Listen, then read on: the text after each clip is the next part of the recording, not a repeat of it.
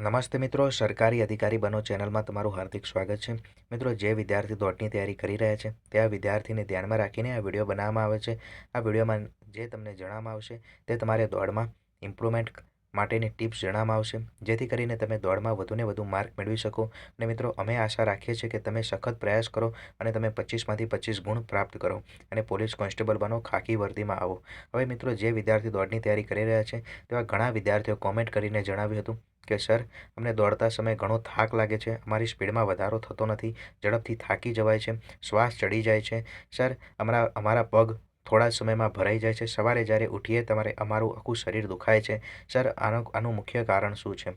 તો મિત્રો, આ જે તમારી જો દોડની તૈયારી ચાલુ છે તે દોડની તૈયારી ચાલુ છે એટલા માટે જ તમને આ બધું થાય છે। પરંતુ મિત્રો, આવું કેમ થાય છે એ આ વિડીયોમાં હું તમને જણાવીશ।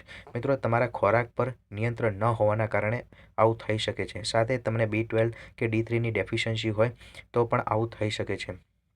મિત્રો, જે વિદ્યાર્થી દોડની તૈયારી કરી રહ્યા તે ખાટા પદાર્થો ખાવાનું છોડી દે, કારણ કે ખાટા પદાર્થ ખાવાથી તમારા પગ કે તમારા હાથ પગ કે તમારા માંસપેશીઓમાં જરૂર તમને દુખાશે।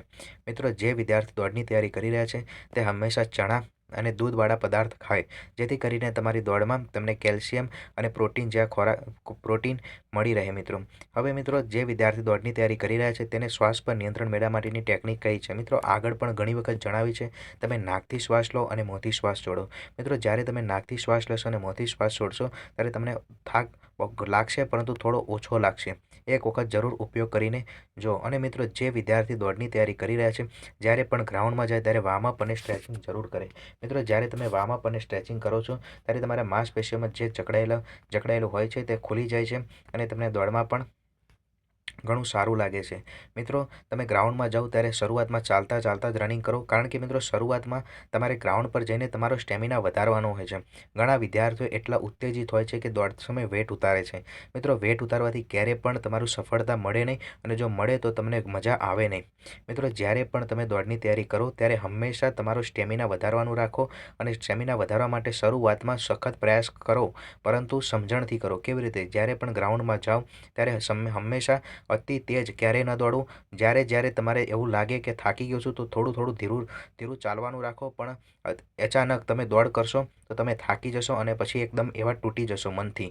મિત્રો, તમારું હંમેશા સ્ટેમિના વધારવા ઉપર ધ્યાન આપો અને થોડા જ અઠવાડિયા સુધી આવો પ્રયાસ કરો, અને અઠવાડિયા બાદ તમારી ગતિ ઉપર ઇમ્પ્રુવમેન્ટ કરવા ઉપર ધ્યાન આપો।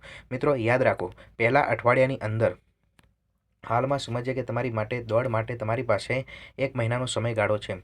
ઉદાહરણ તરીકે સમજો તો પહેલા અઠવાડિયાની અંદર તમે વાર્મઅપ અને સ્ટ્રેચિંગ ઉપર ધ્યાન આપો, તમારું કમ્પ્લીટ વાર્મઅપ અને સ્ટ્રેચિંગ ઉપર ફોકસ કરો, એકસાથે 2 સ્ટેપ અપનાવો। અને શરૂઆતમાં તમારે વાર્મઅપ અને સ્ટ્રેચિંગ કર્યા બાદ તમે નાની નાની રનિંગ લગાવો। એટલે કેવી રીતે કે શરૂઆતમાં તમે 2 કિલોમીટરનું રનિંગ લગાવો। 2 કિલોમીટરના રનિંગમાં તમે દોડવાનું રાખો, ટાઈમ પર ધ્યાન ના આપો, તમારા શરીરનો સ્ટેમિના વધારવા ઉપર ધ્યાન આપો। અને સ્ટેમિના વધી ગયો પછી બીજા અઠવાડિયે જ તમારી ગતિ ઉપર ધ્યાન આપો, અને ધીરે ધીરે ગતિ ઉપર ધ્યાન આપો। અને જ્યારે તમારી 25 મિનિટમાં દોડ કમ્પ્લીટ થઈ જાય પછી ત્રીજું પગથિયું છે કે 25થી ઓછા મિનિટમાં દોડ કમ્પ્લીટ કરવા માટે ધ્યાન આપો। અને જ્યારે તમારી 25 મિનિટમાં દોડ કમ્પ્લીટ થઈ જાય છે 5000 કિલોમીટર, તો તમારે નોટ અને પેન લઈને બેસી જાઓ અને હવે લખો, રોજ સવારે જતાં એક રેકોર્ડ બુકમાં લખો કે મારે આજના દિવસ માટે આટલી દોડ થઈ, આજના દિવસ માટે આટલી દોડ થઈ। મિત્રો, આ કામ કરવાથી જરૂર તમારી દોડ ઓછા સમયમાં પૂર્ણ થશે, 25માંથી 25 માર્ક મળશે ગેરંટી સાથે જણાવવામાં આવે છે। હવે મિત્રો, જે વિદ્યાર્થી લેખિત પરીક્ષાના રિઝલ્ટની રાહ જોઈને બેસે છે તેવા વિદ્યાર્થીઓને જણાવવામાં આવશે કે તમારું લેખિત પરીક્ષાનું રિઝલ્ટ ફેબ્રુઆરીના પ્રથમ વીકમાં આવશે। ફેબ્રુઆરીના પ્રથમ અઠવાડિયામાં તમારું રિઝલ્ટ છે, અને તમારી શારીરિક કસોટી ફેબ્રુઆરી અને માર્ચ મહિનાના આસપાસના સમયગાળામાં લેવામાં આવશે। નિયત કરેલી જગ્યાઓના 8 ગણા ઉમેદવારો લેવામાં આવશે। મિત્રો, તમારું OMR શીટનું સ્કેનિંગનું કામગીરી પૂર્ણ થઈ ગયું છે, પરંતુ ક્રમાંકમાં ભૂલ થવાના કારણે 24 તારીખે તમારું રિઝલ્ટ ડિક્લેર કરવામાં ન આવ્યું। મિત્રો, તમારું ફેબ્રુઆરીના પ્રથમ અઠવાડિયામાં ફાઇનલ રિઝલ્ટ એટલે કે લેખિત પરીક્ષાનું રિઝલ્ટ છે, અને ફાઇનલ રિઝલ્ટ તમારા એપ્રિલ કે મે મહિનાની આસપાસના સમયગાળામાં જાહેર થશે। મિત્રો, જે કોઈ વિદ્યાર્થી તલાટી, જુનિયર ક્લાર્ક, ઓફિસ આસિસ્ટન્ટ કે હાલમાં જીપીએસસીની જે જાહેરાત બહાર પડી છે 2019 માટે, કે પોલીસ ઇન્સ્પેક્ટરની તૈયારી કરવા માગતું હોય, વ્યવસ્થિત રીતે તૈયારી કરવા માગતું હોય, અને આ વખતે એવું લાગે કે પોલીસ કોન્સ્ટેબલમાં ખૂબ જ ઓછા માર્ક છે, સર અમારે બીજી તૈયારી કરવી જોઈશે અને અમે બીજી તૈયારી કરી રહ્યા છે, અમને કોઈક યોગ્ય માર્ગદર્શન આપો, તો તેવા વિદ્યાર્થીઓને ધ્યાનમાં રાખીને અલગથી વિડીયો બનાવવામાં આવશે. એક્ઝામને પાસ કરવાની રણનીતિ બતાવવામાં આવશે. અને મિત્રો, તમારો આ વખતે ઉદ્દેશ્ય યાદ રાખજો કે રોજ સવારે ઉઠો ત્યારે પોતાને એક વખત કહેજો કે મારે 2019માં સરકારી નોકરી પ્રાપ્ત કરવી છે. જરૂર તમારું મન જ તમારો ગુરુ છે. તમારું મન જ તમારું મિત્ર છે. જ્યારે તમારા મન સાથે તમારું મિત્રતા થઈ જશે, તમારું મન તમને તૈયાર કરશે કે હવે વાંચવા બેસ. અને મિત્રો, જ્યારે પણ કોઈ એક્ઝામ આપો ત્યારે ક્લિયરિટી સાથે વાંચો. અને ક્લિયરિટી સાથે વાંચશો તો જરૂર તમારું એક્ઝામ સારું જશે. મિત્રો, ઘણા વિદ્યાર્થીઓને એક્ઝામ આપતા સમયે ઘણો ડર લાગે છે. ડર લાગ્યા પછી પેપર સારું જતું નથી. પેપર સારું ન જાય એટલા કારણે એમના માર્ક ઓછા આવે. અને માર્ક્સ જો કદાચ થોડા પણ સારા આવી જાય તો એમના કટ ઓફની આસપાસ આવે. અને એના કારણે એમને બીક લાગે છે કે સિલેક્શન થશે કે નહીં થાય. અને ઘણા વિદ્યાર્થીઓનું કટ ઓફમાં 1 કે 2 માર્ક માટે છૂટી જશે. દર વખતે આવું થાય છે. માટે મિત્રો, ક્લિયરિટી સાથે વાંચન રાખો. રોજ થોડું થોડું રિવિઝન રાખો અને બિલકુલ ક્યારેય છોડશો નહીં.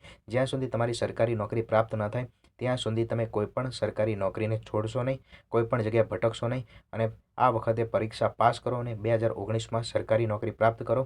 તેવા ઉદ્દેશ્યથી જ અમે આ કાર્ય કરી રહ્યા છીએ. તમે પણ સખત પ્રયાસ કરો.